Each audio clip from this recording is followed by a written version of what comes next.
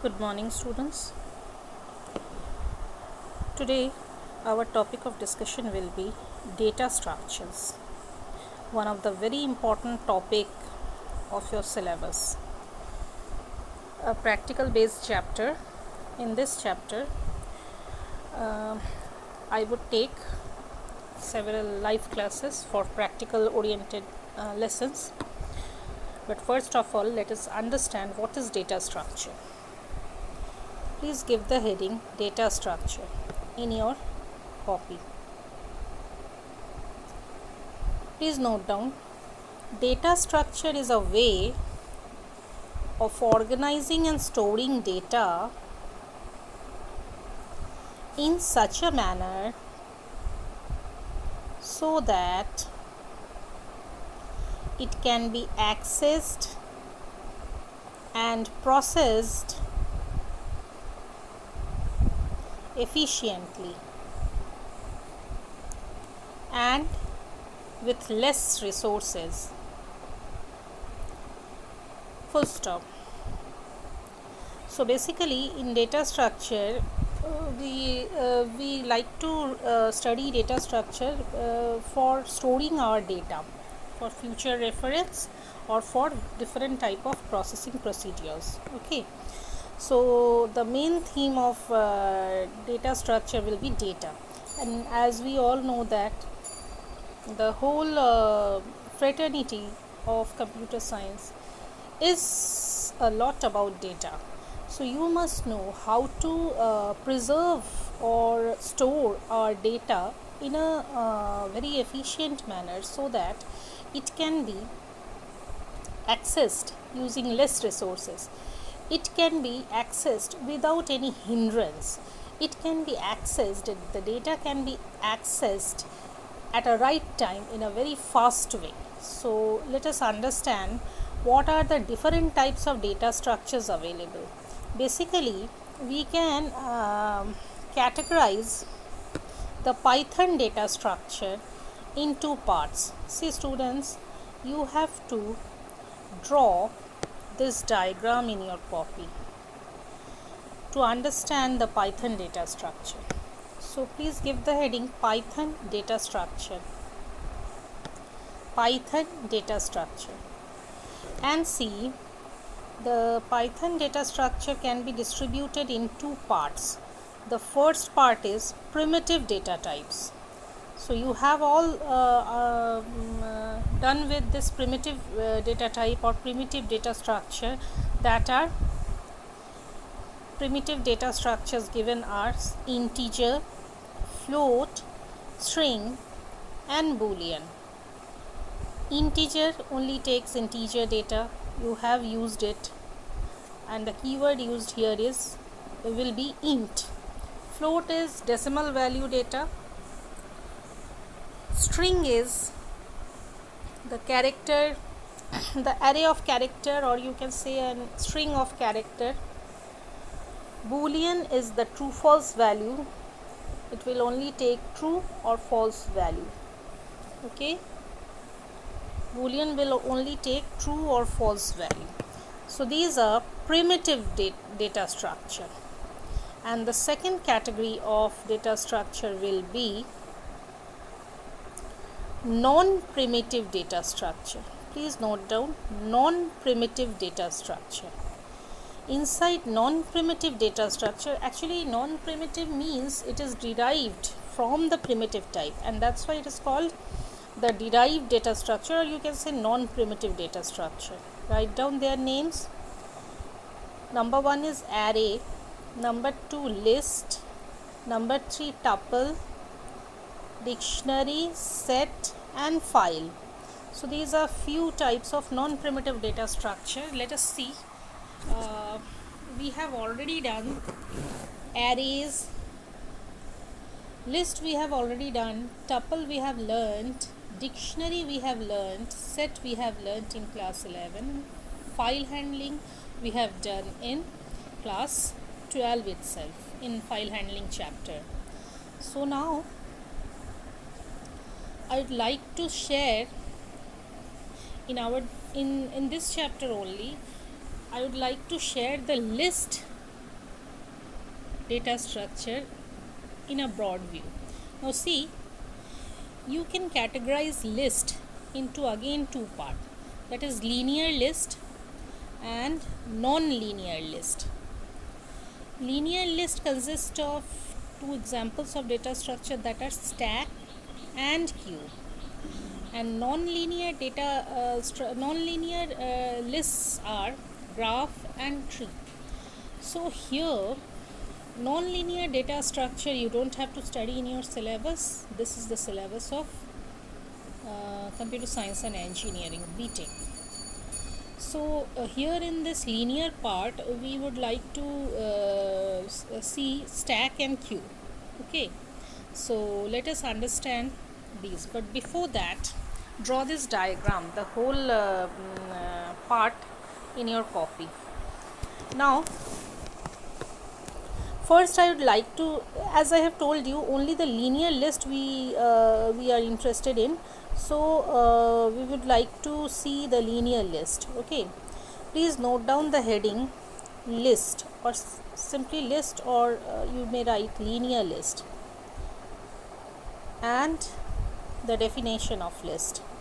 Note down, it is a collection of items and each item has its own index value. It is a collection of items and each item has its own index value. Index of first item is 0 and the last item is n minus 1.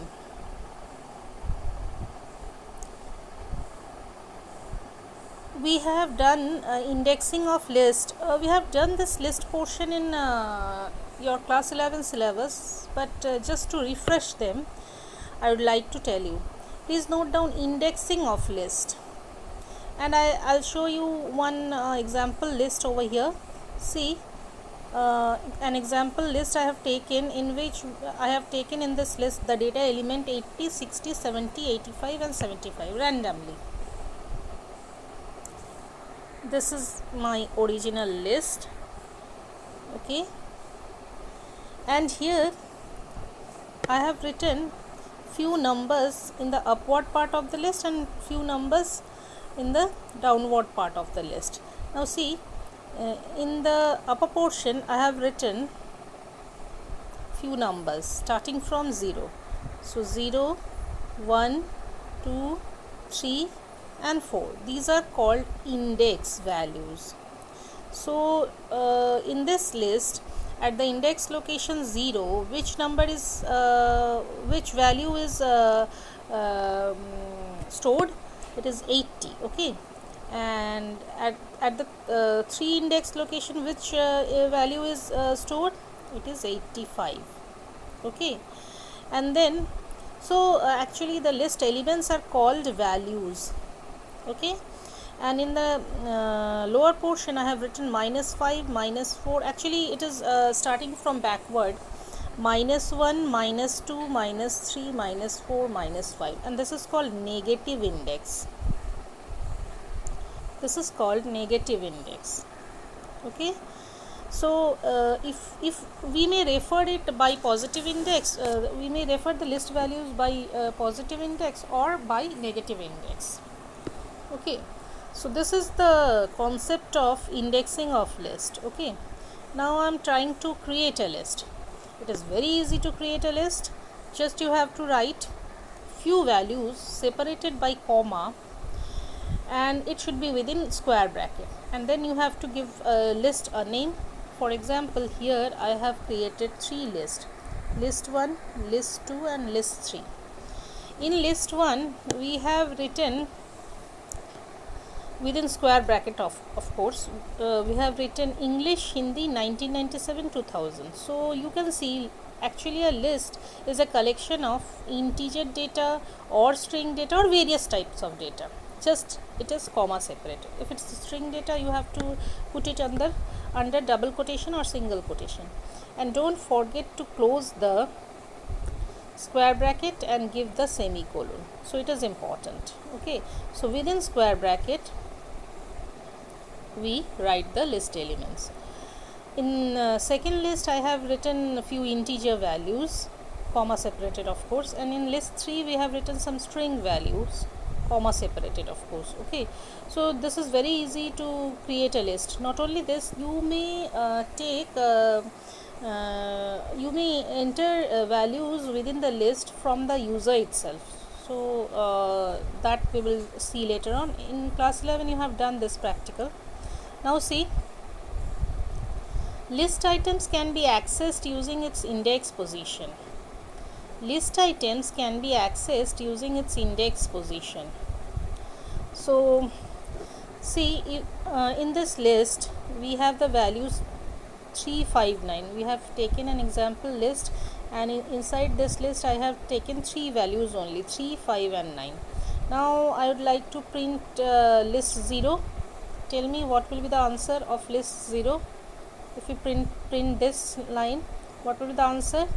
Of course it should be 3, because this is in the 0th location. See, this is 0, this is 1 and this is 2. So inside 0th index position, I'm giving the index position with the list name here. So list 0 will give you the value 3, list 1 will give you the value 5, list 2 will give you the value 9. And if you want to print the negative values, with the index location that are negative in nature, then with this negative index also you may get the data. For example, if you are writing print list -1, what will be the output? So here in this list, -1, from the backward position you will write them, -2 and -3. So list -1 will print 9 of course, list -2 will print 5, list -3 will print 3, and so on. So it is very easy to access the items from a list. So this is all about accessing list. Here the outputs are given as I have told you. So now if you want to print the whole list, you may do so by iterating through a list. Now this is the list here. I'm writing a small program. I'd like to tell you that please try these small programs in your Python editor. So I'm taking a list with that 3 values, and I am giving you the loop. So here I am writing for I in range starting from 0 to len list. So it is a function of list which gives you the value, the whatever values it has. So length of list will be 3 because it has 3 elements into it. Okay, so actually I'm trying to tell you, tell the compiler for I in range 0 to 3. So I know that this 3 value is not included in the loop. I will take the control variable, I will take only the value 0, 1 and 2, that is 1 less than the upper index. So 0, 1, 2. So of course these index are 0, 1, 2, that's all. So I am writing print list I over here, which print 1 by 1, list 0, then list 1 and then list 2, and this will print your output. Please try this program in the Python editor and you will get the whole concept of list. So this is a very simple program to iterate through a list. I would like to tell you few important functions, methods and functions of list. You may use these methods and function in your examples, in your programs of course. Please note down the list functions. Don't write the description, it is not needed. Just try to understand and try to learn them so that you may use it in your program. And if you want to write the description, you may do so. Please first write out the list of functions. So the functions given over here are append, extend, insert, remove, del, clear, pop, index, sort, reverse, len, max, min and list. So we'll see them one by one. Append is to add an element into a existing list. Extend also, multiple items will be added at a time in the list. Insert will insert an item at a defined index location. Okay. And remove an element from a list. Del will delete the whole list or a particular item if you give the index. Clear will empty all the list items. Pop will remove one item at a defined position. Index will return the index location of a value. Sort will sort the list, okay, in an ascending or descending manner.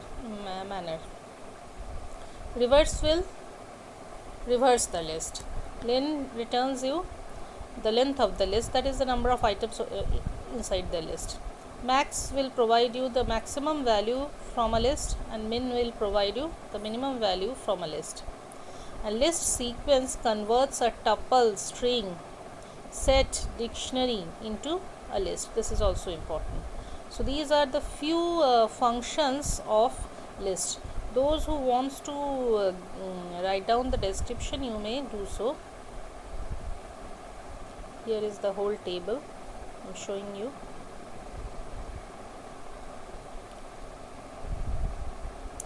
So I have given you all the important functions and methods. It will be better if you practice from class 11 book the whole program, all the programs of your list chapter. Okay, then your programming will get strong and you may do the data structure program in a very efficient manner. But before that, the prerequisite of this chapter will be, if you practice all the programs of list chapter from class 11 book, it will be better for you. Okay, so please do practice. Okay, now in the next day we will start the stack and queue portion. So for today this much is enough. Show me the practical in your PyDroid editor, and next day I would like to take a live class. Please do join. Okay, thank you very much.